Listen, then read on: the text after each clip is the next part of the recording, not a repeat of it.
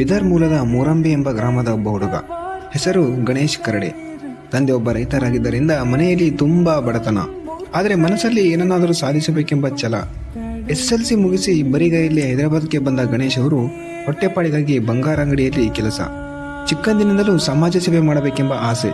ಆದರೆ ಅವರ ಬಳಿ ಹಣವಿರಲಿಲ್ಲ. ಕಠಿಣ ಪರಿಶ್ರಮದಿಂದ 3 ವರ್ಷ ಅಲ್ಲೇ ಕೆಲಸ ಮಾಡಿದ ಇವರು ಮುಂದೆ ತಮ್ಮದೇ ಆದಂಥ ಸ್ವಂತ ಅಂಗಡಿಯನ್ನೇ ಹಾಕುತ್ತಾರೆ. ಆದರೆ ಎಷ್ಟೇ ಹಣ ಗಳಿಸಿದರೂ ತಮ್ಮ ಬಾಲ್ಯದ ಕನಸನ್ನ ಮರೆಯಲಿಲ್ಲ. ಸಮಾಜ ಸೇವೆಯಲ್ಲಿ ತಮ್ಮನ್ನ ತಾವು ತೊಡಗಿಸಿಕೊಂಡ ಇವರು ಅದೆಷ್ಟೋ ಬಡವರಿಗೆ, ನಿರ್ಗತಿಕರಿಗೆ ಸಹಾಯ ಅಂತ ಕೈಚಾಚಿ ಬಂದ ಪ್ರತಿಯೊಬ್ಬರಿಗೂ ತಮ್ಮಿಂದಾದ ಸಹಾಯವನ್ನ ಮಾಡಲು ಆರಂಭ. ಹೀಗೆ ಸೇವೆಯ ಸಂದರ್ಭದಲ್ಲಿ ತನುಜ್ ಬಾಬು ಅವರ ಸ್ನೇಹ, ಜಂಟಿಯಾಗಿ ದೊಡ್ಡ ಮಟ್ಟದಲ್ಲಿ ಸಮಾಜ ಸೇವೆ ಮಾಡಲು ಆರಂಭಿಸಿದ ಗಣೇಶ್ ಮುಂದೆ ಟೈಗರ್ ಗ್ರೂಪ್ನ ಅಧ್ಯಕ್ಷರಾಗುತ್ತಾರೆ. ಒಂದು ಸಮಯದಲ್ಲಿ ಎಷ್ಟೋ ಸೆಲೆಬ್ರಿಟಿ, ರಾಜಕಾರಣಿಗಳನ್ನ ಭೇಟಿಯಾಗಲು ಹೋದಾಗ ಅವಮಾನಕ್ಕೆ ಒಳಗಾಗಿದ್ದ ಗಣೇಶ್ ಅವರಿಗೆ ಇವತ್ತು ಕರ್ನಾಟಕದ ಟಾಪ್ ಸಿಂಗರ್ಸ್, ರಾಜಕಾರಣಿಗಳೇ ಸ್ನೇಹಿತರಾಗಿದ್ದಾರೆ.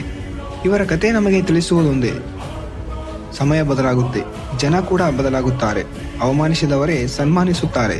ಆದರೆ ಎಲ್ಲರೂ ಹಿಂತಿರುಗುವಂತೆ ಮಾಡುವ ಕೆಲಸ ಹಾಗೂ ಯಾರಿಗೂ ಕಾಣದಂತೆ ಮಾಡುವ ಸೇವೆ ನಮ್ಮಲ್ಲಿದ್ದರೆ ಆ ದೇವರ ಆಶೀರ್ವಾದ ಯಾವಾಗಲೂ ನಮ್ಮೊಂದಿಗೆ ಇರುತ್ತದೆ ಎಂದು